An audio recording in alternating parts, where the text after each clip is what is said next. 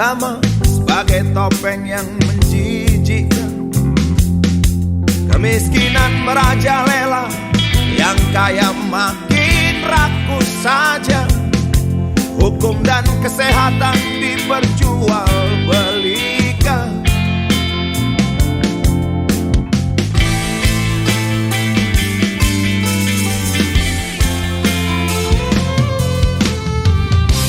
Kesaktian tergusur oleh kepentingan ngawur. Pemerintah keasikan berpolitik ngawur. Partai politik sibuk menuhankan uang. Ada rakyat yang lapar makan daun dan arang. Untuk pembukaan, kami persilakan Deputi 4 Kantor Staf Presiden Republik Indonesia, Mas Juri Ardiantoro, SH, PhD, untuk kesediaan waktunya. Terima kasih, kami persilakan, Mas. Terima kasih. Assalamualaikum warahmatullahi wabarakatuh. Selamat siang, salam sejahtera, salam sehat untuk kita semua, teman-teman pengurus dan aktivis Pemuda Demokrat Indonesia seluruh Indonesia yang hadir maupun belum hadir pada kesempatan kali ini. Salam hormat dari saya pada teman-teman pengurus dan aktivis Pemuda Demokrat Indonesia. Kalau organisasi tua, tadi Ketua Umum bilang masih eksis, itu artinya organisasi itu masih dianggap penting dan terus punya relevansi untuk terus berkiprah di tengah-tengah masyarakat. Yang saya hormati Ketua Umum ya, terutama Ketua Umum DPP Pemuda Demokrat Indonesia, Bung Bahar Farawawan. Ini tokoh nasionalis dari akar NU, itu sebetulnya sudah mencerminkan perpaduan ideologi dan akar rumput Indonesia ini. Jadi sudah pas betul ini sebagai Ketua Umum ini. Para narasumber yang saya hormati, ada Deputi Penanaman Modal Kementerian Investasi atau BKPM, Mas Idrus Ahmad, Ketua Umum DPP TNPI Bung Triano Panjaitan, narasumber dan teman-teman semua yang saya hormati. Pertama-tama saya ingin menyampaikan terima kasih nih sudah diberi kesempatan silaturahim dan bertemu dengan teman-teman semua meskipun masih secara online ya, secara daring, tapi tidak mengurangi makna dari pertemuan dan silaturahim ini. Saya sendiri besar dari organisasi mahasiswa dan organisasi pemuda, dan markas DPP Pemuda Demokrat Indonesia adalah markas aktivis tahun 90-an itu dari berbagai organisasi. Jadi itu adalah salah satu tempat yang relatif aman dari kejaran pihak-pihak yang tidak suka kalau aktivis mahasiswa pada saat itu rapat. Jadi kalau di Jakarta boleh dihitung tuh, kalau yang agak aman itu ya di kantor ini. Siap. Apa namanya tadi? Wisma Marinda. Marinda. Ya. PBNU, Marga Siswa itu di PMKRI itu. Ya. Atau di Salemba di teman-teman GMKI di PGI gitu. Jadi lumayan aman. Artinya kalau nyerbu sampai halaman aja lah kira-kira gitu. Jadi ini apa namanya, terima kasih nih sudah disambungkan dengan memori kita aktivis zaman 90-an ini. Jadi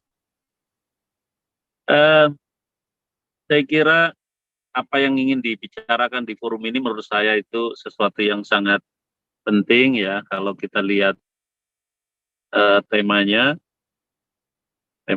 sangat serius ini. eksistensi pemuda dalam bangun ekonomi bangsa.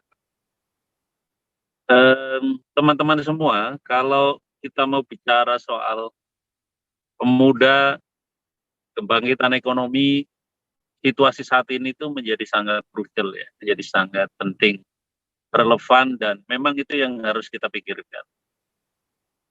Kita tahu saat ini ya tidak usah dibicarakan, kita sendiri merasakan bahwa kita telah mengalami situasi yang sangat pelik, sangat serius, berdampak luar biasa dalam seluruh kehidupan kebangsaan dan kemasyarakatan kita, bahkan masuk ke dalam kehidupan pribadi dan keluarga kita mengenai dampak yang ditimbulkan dari pandemi COVID ini. Jadi kita nggak usah, misalnya nggak usah bicara terlalu makro bagaimana dampak pandemi ini. Di level mikro saja di keluarga kita atau kita sendiri itu mengalami situasi yang sangat berubah ya.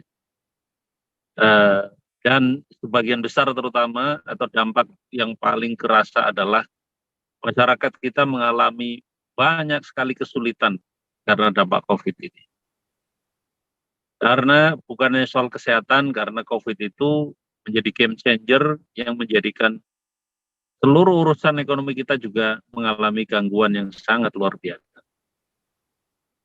Secara makro kita bisa lihat teman-teman semua, pandemi COVID itu menyebabkan keadaan dan kehidupan ekonomi masyarakat kita jadi sangat terpuruk. Dan ini nggak hanya kita di Indonesia, tetapi juga di seluruh dunia. Yang paling kerasa tentu saja adalah yang paling kelihatan dari seluruh dampak ekonomi kita macet itu adalah pengangguran. Ya, ada yang karena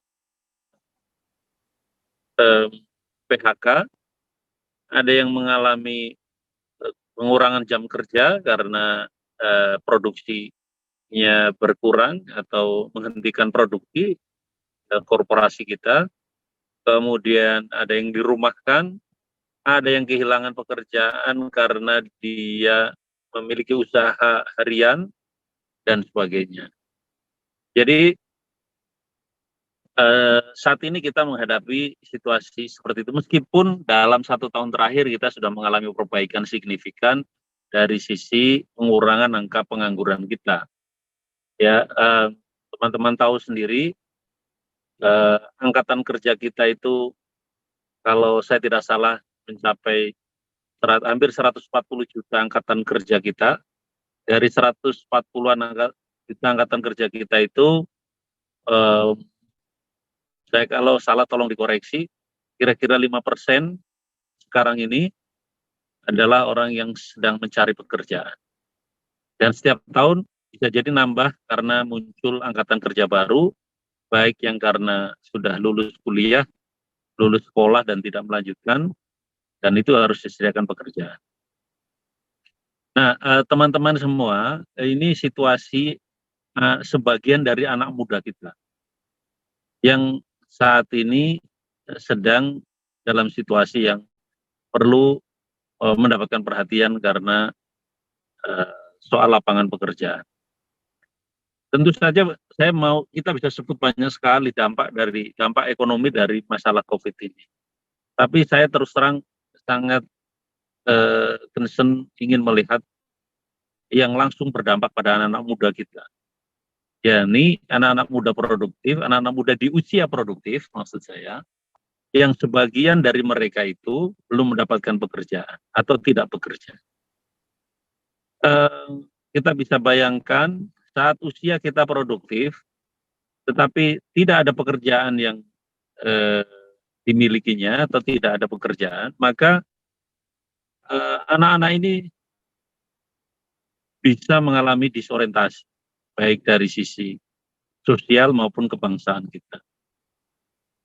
Nah, teman-teman di Pemuda Demokrat atau teman-teman Marhen tahu betul bagaimana psikologi anak-anak muda yang sedang mencari pekerjaan atau yang kehilangan pekerjaan.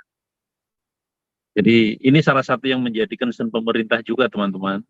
untuk terus menekan angka pengangguran sambil menciptakan investasi, mendorong investasi, menciptakan lapangan kerja baru, dan inilah yang diangkat di dalam tema 17 Agustus ini.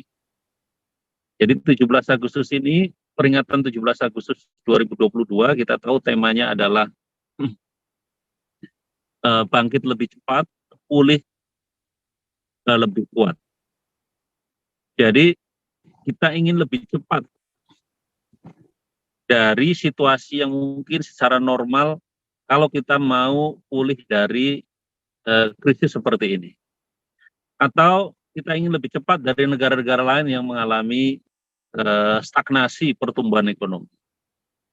Ya, jadi makanya Presiden sangat concern bagaimana kita tidak boleh lengah, tidak boleh ada waktu terbuang untuk melewatkan usaha-usaha keras supaya bangkit lebih cepat, pulih lebih kuat.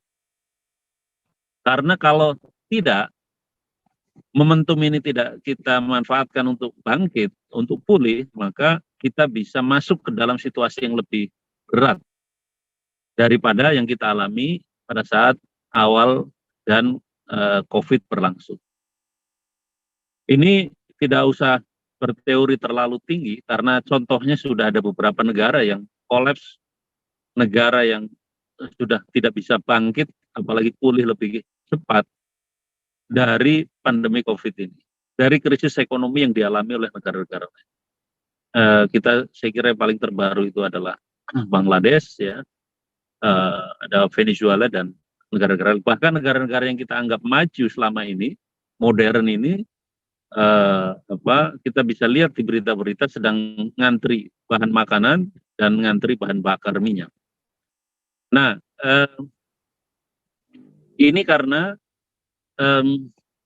ini menjadi cermin atau menjadi pelajaran ya buat kita bangsa Indonesia untuk tidak melewatkan momentum ini, tidak salah langkah di dalam mengambil kebijakan supaya yang namanya keluar dari krisis itu adalah untuk memperbaiki dan membuat pulih, tidak malah masuk ke jurang krisis yang baru. Nah, sebetulnya kalau kita mau tarik ke belakang teman-teman semua, kebijakan gas dan rem Presiden Jokowi untuk menangani COVID dan melakukan pemulihan ekonomi, ini sudah pilihan yang tepat ya. Pilihan yang memang kita tidak yang melihat situasi di lapangan secara cermat hingga kapan kebijakan itu direm dan kapan kebijakan itu digas.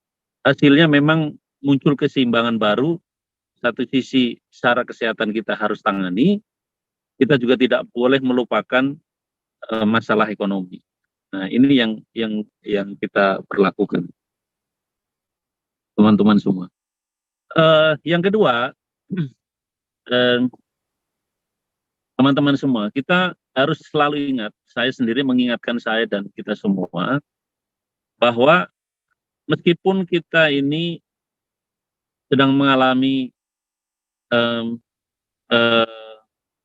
cobaan yang luar biasa, seperti yang tadi kita diskusikan, yang saya sampaikan, kita mesti juga terus mengingat bahwa kita tidak boleh berhenti untuk bekerja terus meniti Indonesia menjadi negara yang maju. Ya.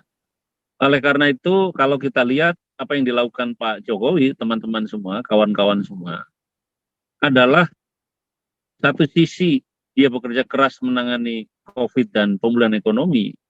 Sisi yang lain, Presiden masih tetap mendorong, menjalankan, mengeksekusi banyak sekali program prioritas nasional untuk membuat negara Indonesia ini menjadi negara maju lebih cepat. Kalau kita ingat pidato awal Presiden dinyatakan atau Pak Jokowi dinyatakan sebagai pemenang pemilu 2019 yang lalu di Sentul sebelum dilantik di periode kedua, Presiden itu menyampaikan visi besar Indonesia atau 5 visi Indonesia. Di situlah Presiden menjadikan sebagai dasar bagaimana Indonesia ke depan menjadi negara yang maju.